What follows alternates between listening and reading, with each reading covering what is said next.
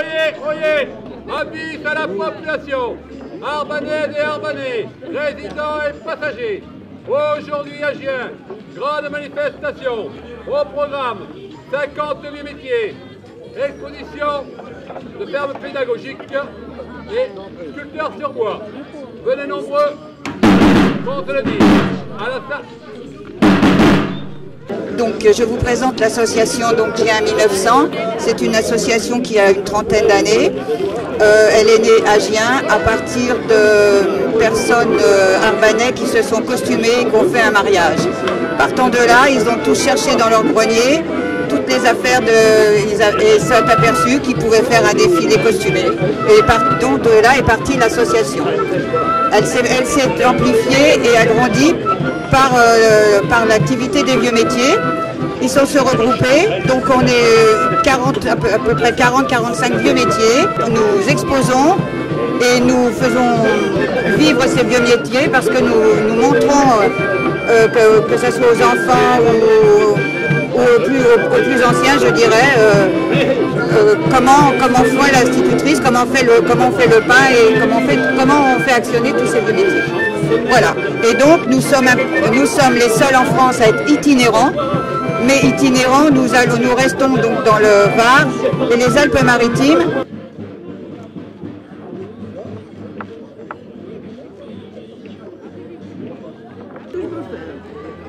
Alors le chapeau, il est comme ça.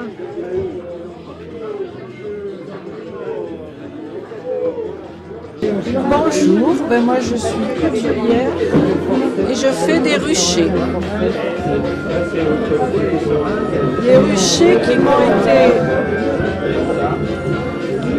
m'a apprise ma grand-tante qui a commencé apprentie.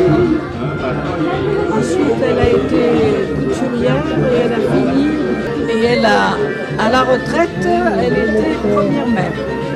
Elle a commencé chez Dior, elle a commencé à travailler chez Dior, ensuite elle a fait Nina Ricci et elle est allée jusqu'à la retraite chez Nina Ricci. Elle faisait les impressions sur les robes et elle faisait des ruchers. Après, ne m'inquiète pas voilà. Et elle a pris sa retraite et elle a vécu jusqu'à l'âge de 98 ans. En commençant à l'âge de 14 ans. Mais voilà, je suis infirmière depuis 1961. Je vous présente tous les comprimés qui étaient en vente à l'époque et qui ont disparu pour la plupart. Il y a des médicaments qui ont été interdits et d'autres qui ont plus cours. Quant au matériel médical, il est à peu près le même, sauf que les aiguilles et les seringues sont jetables maintenant, ça ne sert plus de fois. Et j'ai encore un vaccin antivariolique. Si quelqu'un a touché un singe,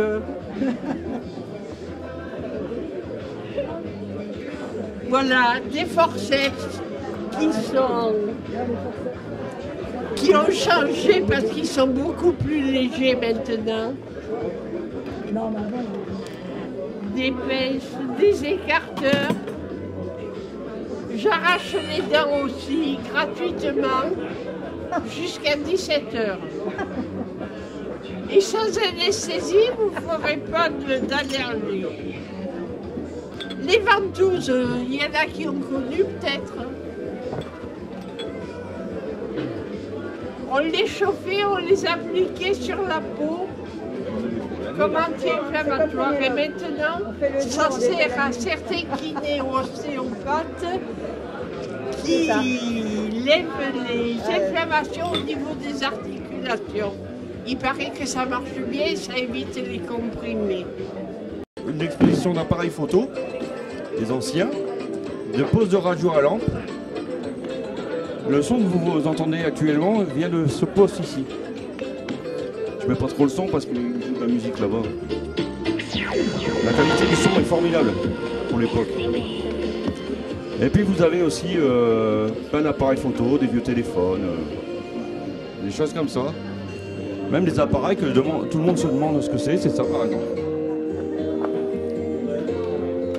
Alors il y en a qui me disent que c'est pour envoyer des textos, pour écrire des messages. Mais pas du tout. C'est juste un harmonica. Et comme vous pouvez le voir, c'est un honneur. Voilà. C'est une belle bête, une belle pièce. Par contre, on ne sait pas de quelle année elle date. Ça, c'était le 3D de l'époque. 3D de l'époque. Puis vous avez les vieux appareils photo, les vieilles caméras, projecteurs. Les projecteurs de vidéo, de diapo. Là, vous avez un poste cassette et lecteur de disque vertical. Donc le bras marchait comme ça. Et c'est en fermant la porte que le disque tenait.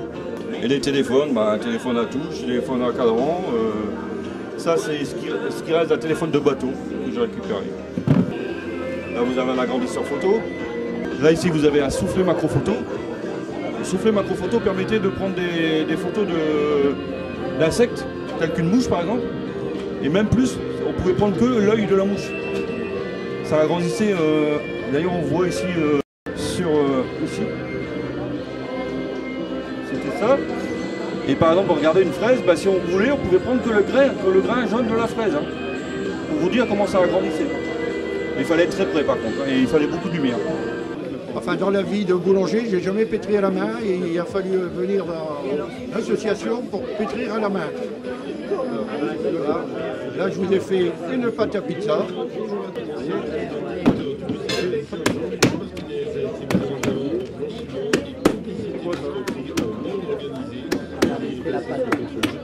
C'est le pain. Voilà.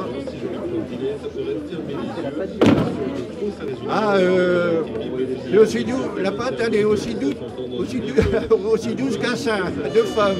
Alors le boulanger, il n'a pas de femme, mais il a des seins. Des miches. Moi, je suis à la CAD, c'est de la farine de pois chiche, de l'eau, du sel, du poivre, et c'est une spécialité provençale qui vient d'Italie. On appelait avant caldo parce qu'il la faisait chaude, c'était mieux la CAD, ou la soca à Nice, ou la calentica en Espagne. Voilà. Alors, monsieur, voyez-vous, nous faisons le café à la chaussette, comme nos grands-mères. C'est pour ça qu'on dit le jus de chaussette. Le jus de chaussette, oui. Voilà. Et c'était vraiment une chaussette. Une chaussette que les mémés, ou elles tricotaient, ou alors c'était, vous savez, des pansements voilà, en coton qu'elles prenaient à l'hôpital. Voilà. Voilà, c'est ce que nous avons là. Voilà. Et après, vous voyez, nous avons quand même le café qui vient. Voilà, ça, nous avons ramassé ça. Le café au Brésil, ça vient du Brésil. Après, c'est le café vert. Et après, le café grillé. Voilà, 3 sortes de café. Voilà. Alors, les moulins. Très important, les moulins. Le moulin où on se coinçait les cuisses. Où on se coinçait les cuisses. Et vous voyez, vous avez aussi pour griller le café. Voilà. Voilà. Les moulins, voilà, exactement. Et voilà vraiment le café à la chaussette. Il n'y a rien d'autre à ajouter. C'est bon? Et les tasses, c'est quoi? Alors les tasses, ce sont de vraies tasses de Limoges, de France. Hein. Nous n'avons aucune tasse de... Voilà. Ah non, non, c'est vraiment tout français. Hein. Très important les tasses. Hein. Et le café du Brésil, il est français aussi? Et le café grand-mère, il vient chez grand-mère. Il vient chez grand-mère, voilà. Voilà, voilà, voilà. Tout ce qu'on peut vous dire sur le café. Mais je crois que je ne vous ai pas ajouté que quand même, les grands-mères mettaient un peu de chicorée. Ah oui, dans le café, un peu de chicorée. Hein? Voilà. Voilà. Merci, monsieur. Alors ici, on présente tous les travaux qui se font à partir des bateaux et des bateaux de pêche. C'est pour ça que vous avez plusieurs métiers qui concernent les bateaux. Alors le bateau, nous, c'est un bateau à voile latine. Très important, c'est un gréement qui ne se fait plus aujourd'hui, mais de très belles voiles et qui sont d'origine, elles sont très très belles, en coton. Après les travaux, on commence par là parce que quand on travaille beaucoup, il faut qu'on boive un coup. Et pour garder la boisson au frais, on habille les bouteilles, comme ça on les trempe dans l'eau et ça reste bien frais. Voilà. Ça c'est déjà pour le réconfort. Autrement, il y a Manu qui lui, il est en train de raccommoder les filets, il ramène des filets. Alors les filets c'est bien beau, mais les poissons font des trous, il faut boucher tous les trous. C'est très très difficile à faire. Mais il a l'habitude, les familles de pêcheurs, ils ramènent les filets. Ensuite, là, ici vous avez un beau filet qui servait à attraper les langoustes. Et il n'y en a plus dedans, c'est pas la peine de regarder, il n'y en a pas. Après à côté, il y avait Jean-Pierre, il travaillait sur les voiles. Alors lui il fait le travail de voilerie. Là, on recoudre les voiles. Allez, mets-toi, assieds-toi, c'est une bande de voiliers. Hein. Donc il y a tout pour... Le fait qu'il est assis, il peut travailler. Il faut qu'il soit assis. Et moi, de l'autre côté, je fais tout le travail. Ah ouais, voilà. Là, il est en train de faire un joli petit œil avec des ralingues. Voilà. Il croche, il prétend, il travaille tendu. Voilà comment on fait. Avec une pommelle, c'est l'instrument qu'il a à la main, pour pouvoir planter les aiguilles sans se faire mal. Voilà. Et après, là-bas, il y a tout le travail de calfatage. Voilà. Ici, c'est tout le travail qu'on fait pour rendre les coques étanches. Et les coques, c'est des planches qui sont séparées comme ça, et on les calfate avec du cordon de coton, avec des fers à calfat, et un maillet à calfat. Ça, c'est pour rendre les bateaux étanches. Et ensuite, il y a tout le travail que l'on fait sur les cordages, les épissures, tout ce qu'on doit faire sur un bateau. Voilà. Là, aujourd'hui, on présente tous les travaux qui appartiennent à un bateau de tradition. Alors nous, on travaille avec les pêcheurs du port du Niel. Et là, à partir du mois de juin, nous avons 3 bateaux classés qui iront au port du Niel, à côté des pêcheurs, sur le ponton des pêcheurs. Nous, on travaille vraiment avec les pêcheurs. Et le port du Niel, on se bat pour qu'il reste ce qu'il est, un petit joyau. Je suis barbier, coiffeur. Je représente cet métier. Le barbier à l'ancienne, avec du matériel ancien. Là, je peux vous présenter mon rasoir que j'ai en main. C'est le premier rasoir de lame interchangeable qui a été médaille d'or en 1893. Ça, c'est une antiquité, il prouve son âge, parce que la caméra peut voir les lattes. Mais... Voilà. Ensuite, je peux vous présenter plusieurs matériels. Là, nous avons une machine à repasser les lames gilettes. Les gilettes, c'est américain, mais les lames ont été inventées en France. Parce que là, j'ai une preuve que ça a été en France, parce que c'est sur le paquet, il y a une licence française et le numéro de brevet qui est parti aux États-Unis et revenu sur la marque Gillette. Voilà. Ensuite, nous avons. Avec le micro à la main, c'est pas pratique. Voilà, je vous présente là une machine à aiguiser et repasser les lames Gillette. On ne sais pas si vous le voyez à la caméra. La lame passe sur la pierre du côté et le fil est entretenu. Voilà. Et ensuite, on peut le repasser sur le côté cuir. C'est un travail un peu exceptionnel. Là, je vous vois aussi les fer à friser les moustaches. On faisait les moustaches à Salvatore Dali. Nous avons encore après ici ce sèche-cheveux qui date des années 50. Le tournevis électrique 1950 aussi. Ça existait déjà. Celle-ci m'a coupé les cheveux à moi quand j'étais sur la chaise haute. Donc voilà. Et après je peux vous présenter ici un hydrocap. L'hydrocap, ça servait à faire le shampoing. Avec la gouttière à shampoing qui se trouve là. L'hydrocap, on mettait l'eau chaude et on faisait le shampoing avec l'hydrocap. Ensuite, qu'est-ce que je peux présenter de plus? Là, j'ai un stérilisateur. Là, c'est une copie. Normalement, il y a une flamme là. Et dans l'alcool à rouler à l'intérieur. Et on va vaporiser pour flamber les outils. Autrement, après, voilà, des ciseaux, des rasoirs. Là, j'ai un rasoir qui a une histoire. Ce rasoir apporté à M. Martin. M. Martin, en 14, a été envoyé à Verdun. Et il s'est rangé dans les tranchées et a rasé ses collègues dans les tranchées avec ce rasoir. Voilà. C'était un coiffeur auvergnat. Voilà, quoi dire de plus, là ici j'ai un rasoir à ressort. On le montait comme un réveil. Et j'ai lu à deux reprises que ce style de rasoir de fabrication monégasque est parti dans l'espace avec les premiers cosmonautes. Ils sont rasés dans l'espace avec ça. Voilà. J'ai vu ça dans Paris Match et autres. Et voilà, je vais vous dire de plus. Bonjour, je suis avec une machine de 1923. Elle va avoir bientôt 100 ans et elle a tous ses pieds de biche. J'ai 8 pieds de biche qui font les ourlets, qui font les fronces, qui redoublent le tissu. Et c'est tout fait avec les pieds. Il faut équilibrer les pieds pour pouvoir faire le point de machine. Voilà. Et elle est très décorée, c'est une marque Singer qui est très ancienne. C'est une très bonne marque. Voilà. Voilà, il faut équilibrer le poing avec les pieds comme ça. Voilà. Ça fait un battement. Voilà, oui.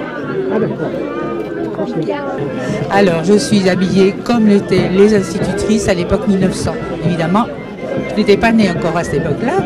Donc, une grande jupe, une tenue très simple. Les institutrices avaient une tenue très modeste. Il ne fallait pas qu'elles aient de bijoux. Elles étaient vraiment très strictes. C'était cette époque-là. Et je me rappelle de ce que je vois dans les vieux manuels que je trouve au plus. Je retrouve mon enfance.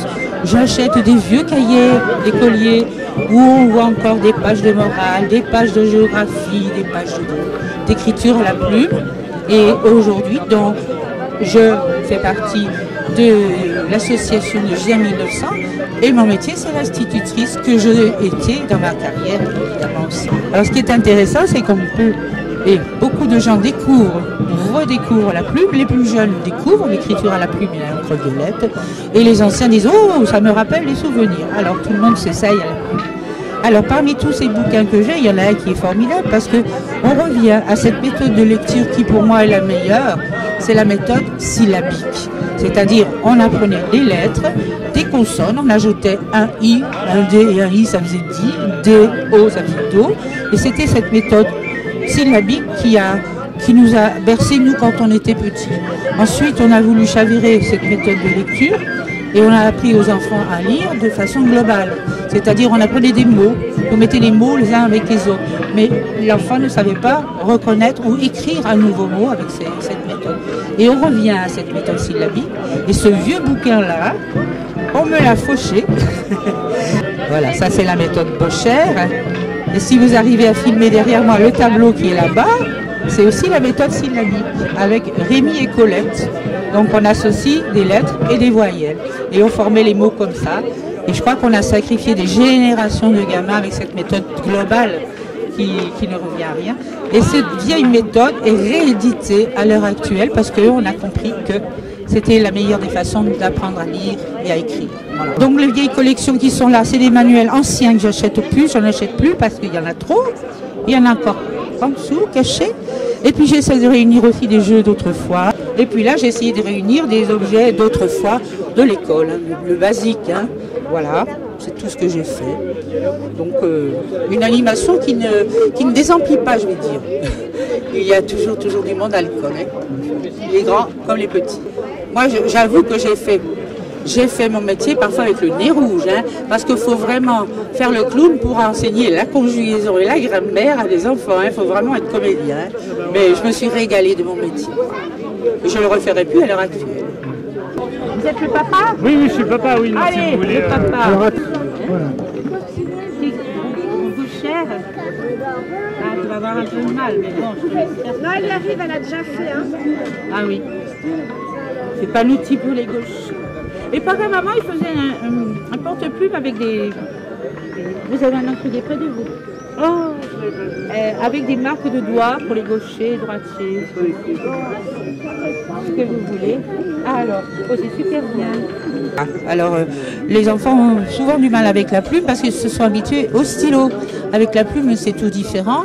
Il faut la tenir d'une certaine façon, appuyer lorsqu'on descend ce que les maîtresses appelaient les pleins, et relever lorsqu'on relevait la plume. Ça faisait un trait fin, on appelait ça un délié. Et les maîtresses adoraient les pages d'écriture où il y avait des pleins et des déliés. C'était toujours une bonne note de mérite. Voilà. Alors, elle a une petite gauchère, donc elle n'a pas trop de chance parce que c'est pas un outil pour un gaucher. Le papa s'en sort mieux. Est-ce qu'il s'applique, le papa? Oui. Il n'a pas mis assez d'encre, le papa. Voilà, pour plonger. Voilà. Voilà. Donc ça, ce sont des fers qu'avaient les ménagères à la maison. Elles le mettaient sur la cuisinière. Elles faisaient chauffer leur fer et elles faisaient leur repassage. Après, il y avait les drapiers, là, les hommes, qui faisaient le lainage, du gros lainage. Et là, ils avaient des fers très lourds. Ils sont très lourds, ceux-là.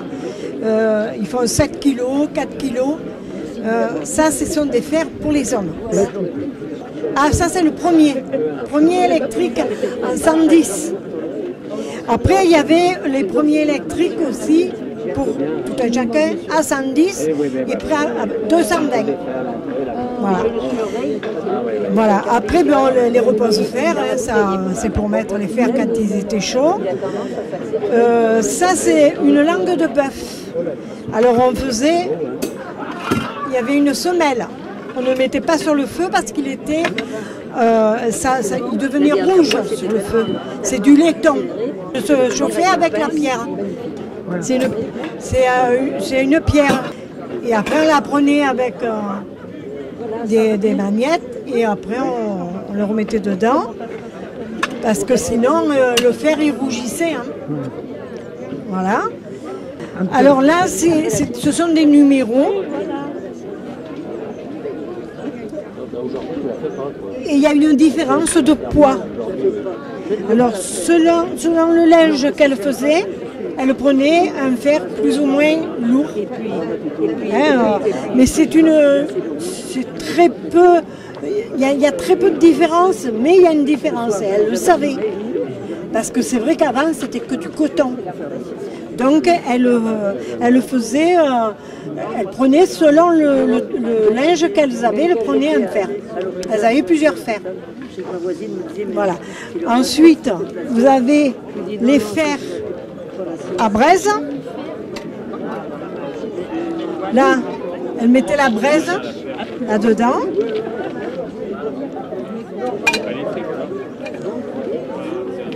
Là aussi, c'est un fer à braise.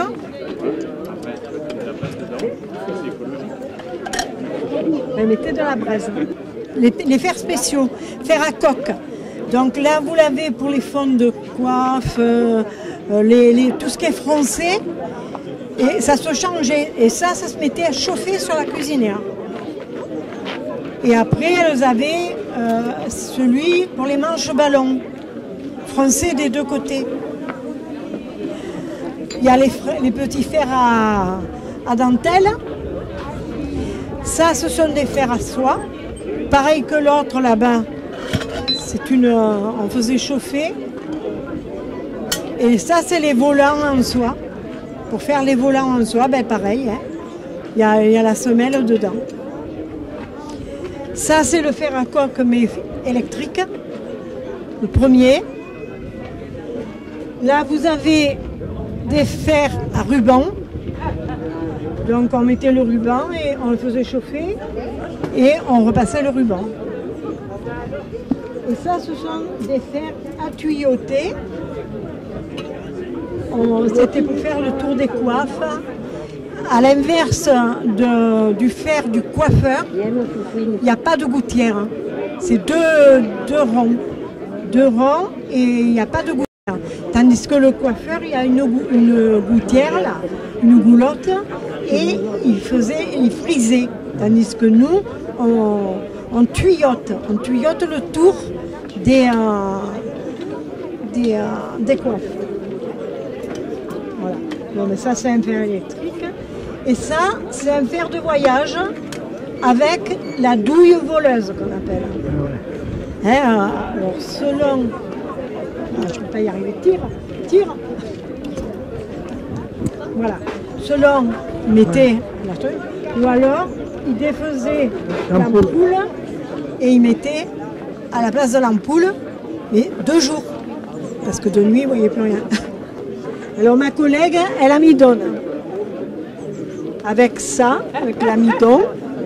Ça c'est l'amidon Rémi. Dans un peu d'eau. Et on le mélange dans l'eau. Et après, elle amidonne son tissu et elle le chauffe.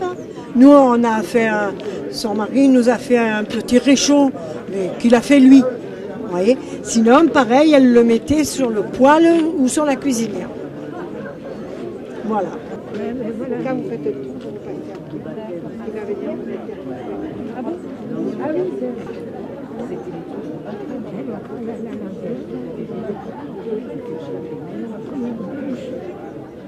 la deuxième couche. Encore.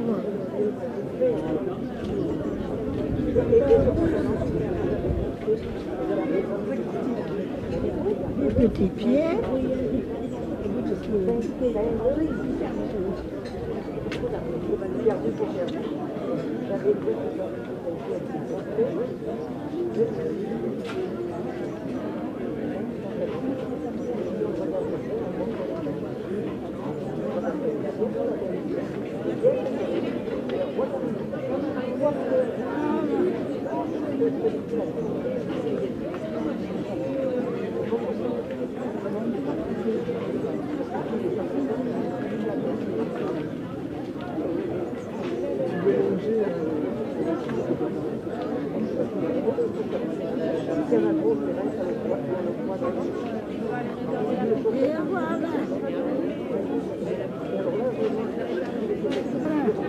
Il n'a pas pleuré.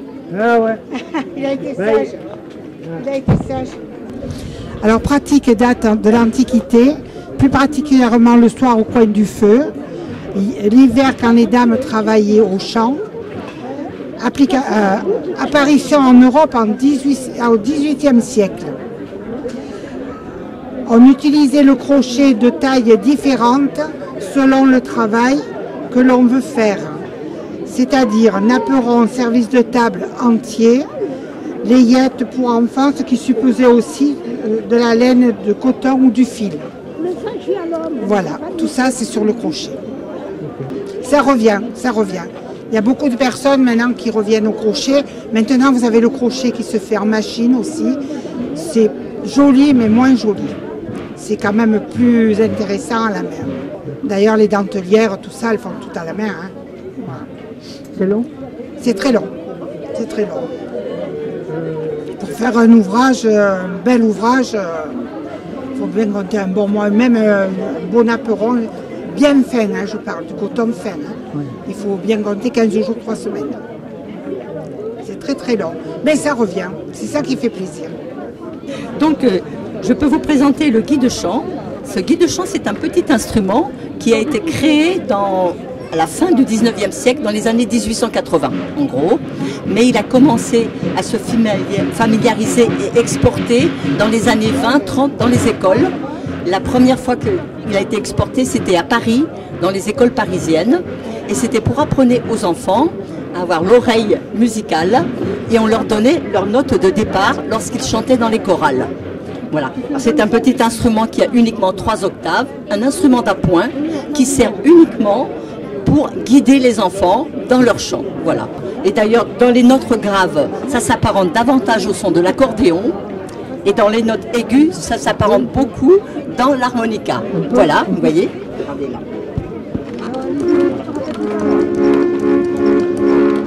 Entre l'orgue et l'accordéon.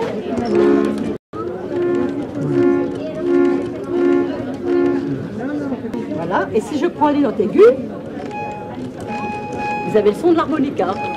Parce que vous avez des lamelles à l'intérieur, vous voyez, qui servent pour régler le son. Les soufflets qui sont à l'intérieur, ça s'apparente aux soufflets qu'on a dans un accordéon, vous voyez. Et le haut, c'est plus le son de l'harmonica. La plupart des partitions de musique concernent surtout le chant choral et des accompagnements musicaux au piano. Voilà. Et puis, bon, ce sont pratiquement tous des cadeaux, enfin des dons de mon professeur de piano. Quand j'ai fait du piano. Et je les conserve parce que ce sont les miennes et j'y tiens beaucoup. Et j'en ai quelques-unes qui datent de 1880, notamment. Et j'en ai quelques-unes aussi de la guerre de 14. Et ça, notamment celle-là, d'ailleurs, vous voyez.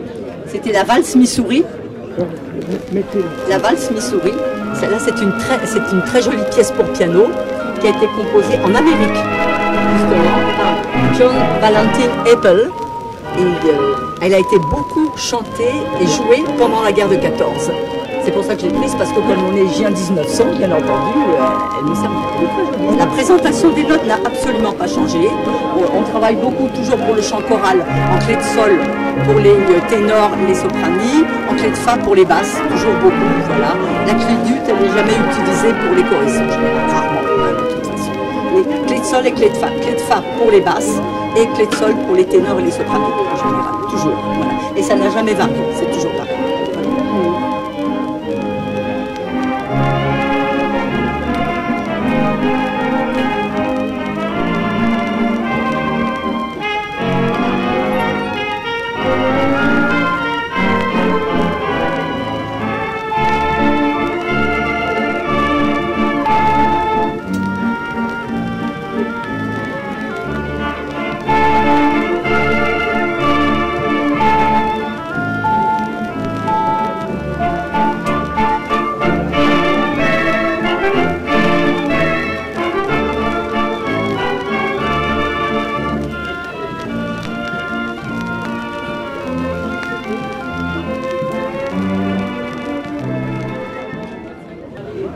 Vous avez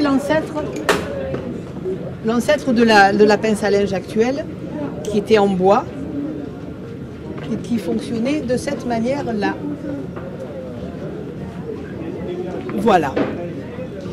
Et si vous voulez que je vous parle de la grosse lessive, que je vous parle de ce qu'à l'époque on appelait la grosse lessive, c'était les grosses pièces essentiellement les grosses pièces de linge, les draps, les nappes et toutes ces choses-là, qui se faisaient 2 fois par an, une fois au printemps, une fois à l'automne.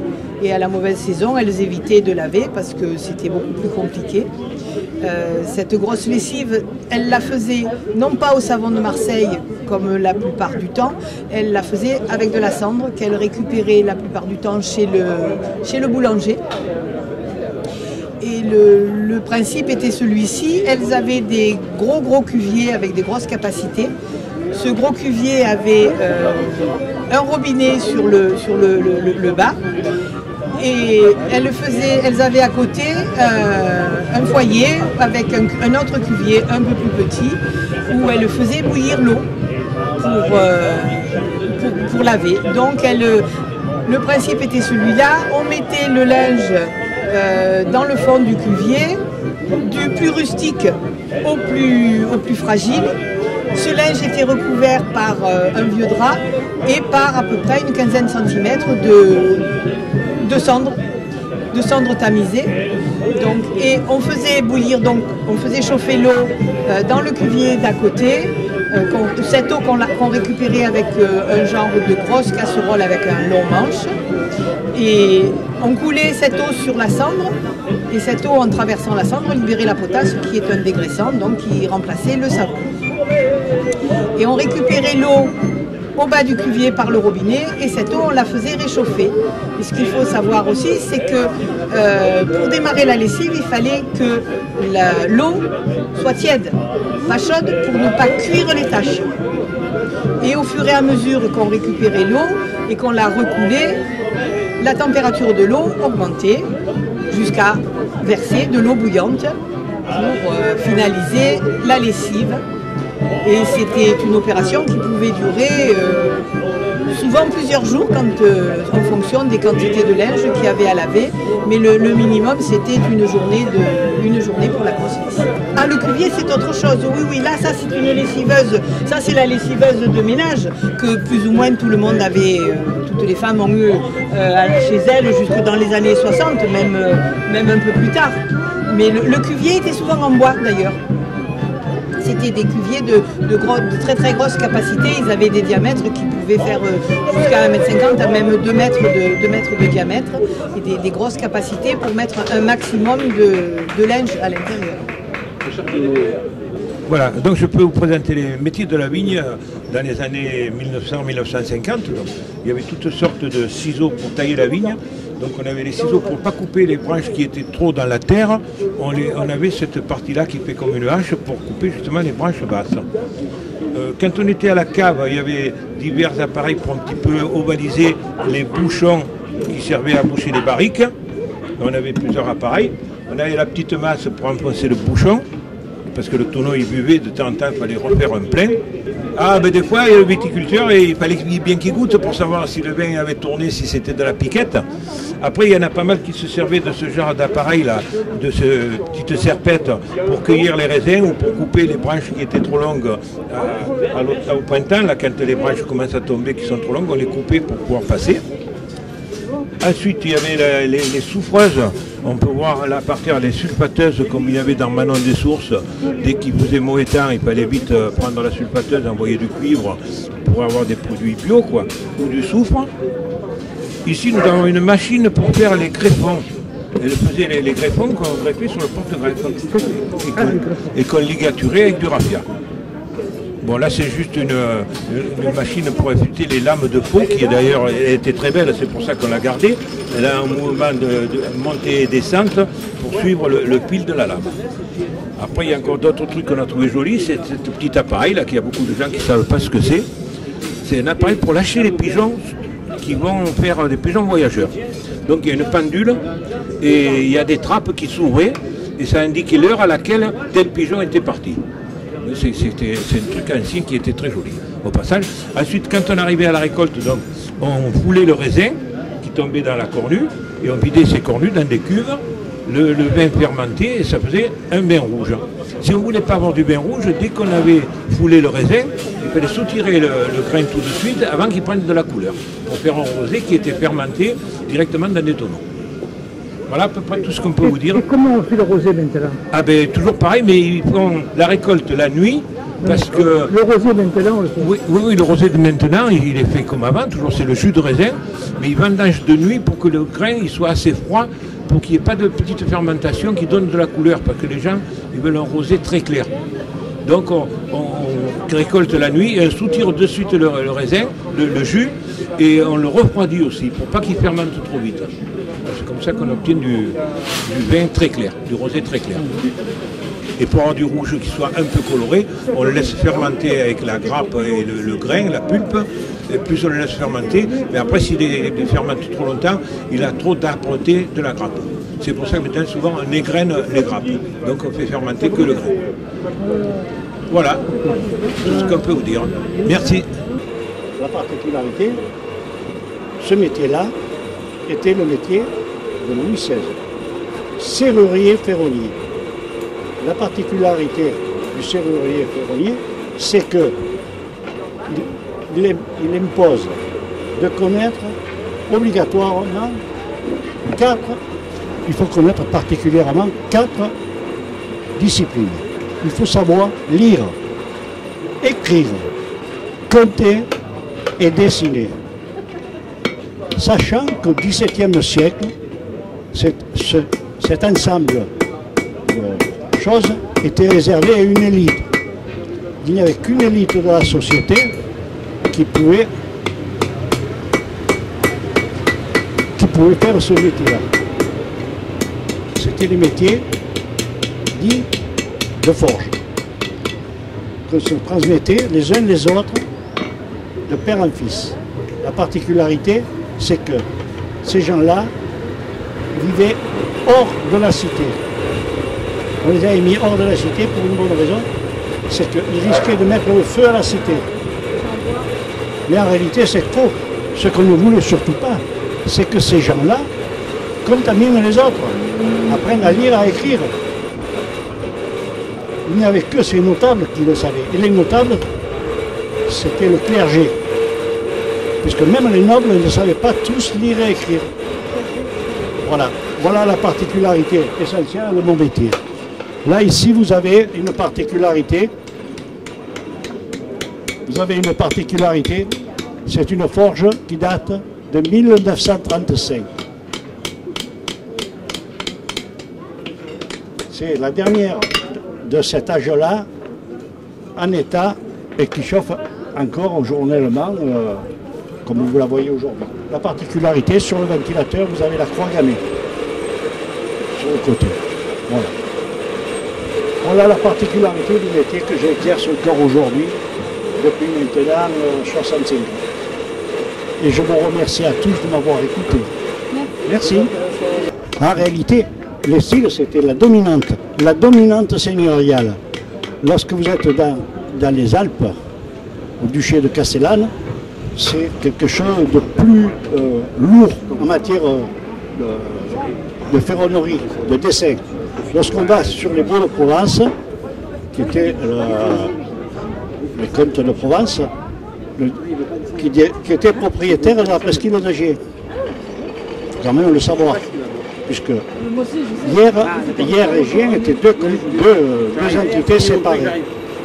Et il était de tradition, lorsqu'à Hier on se réunissait, d'inviter les gens de la presqu'île de Gier à Arban, d'où l'appellation Arbanais.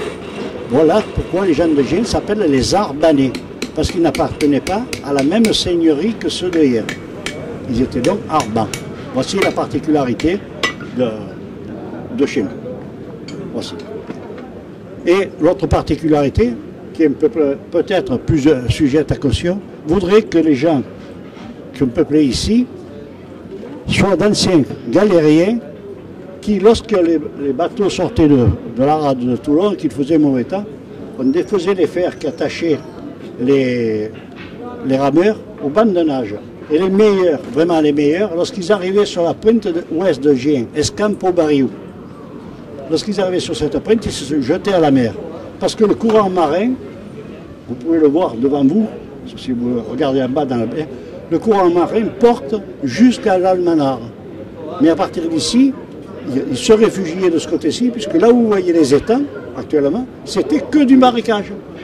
Et on n'allait pas envoyer des hommes avec des chevaux au risque de les perdre dans les marécages pour récupérer des gens qui ne valaient rien. C'était des galériens, ils ne valaient rien. Voilà la particularité des gens de Gier. C'est pour ça que les gens de Gier ont toujours eu une mentalité un peu spéciale, la mienne. Voilà. Voilà la particularité des gens de Gier. Voilà pourquoi Gier se targue d'avoir ces vieux métiers que l'on peut voir dans tout le Grand Sud-Est maintenant. Et je vous remercie à tous de m'avoir écouté un moment. Mais après tu vas plus me voir, tu vas être déboussolé.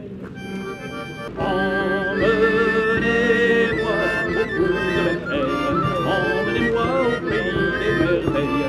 Il me semble que la misère serait moins pénible au soleil. Dans les bars à la tombée du jour, avec les maris. Quand on parle de filles et d'amour, un verre à la main.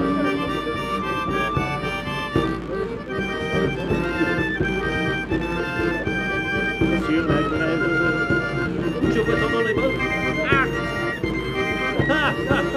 mon rêve. Quand les bars ferment, que les marins regagnent leur port. Moi je rêve encore jusqu'au matin de vous sur le bord.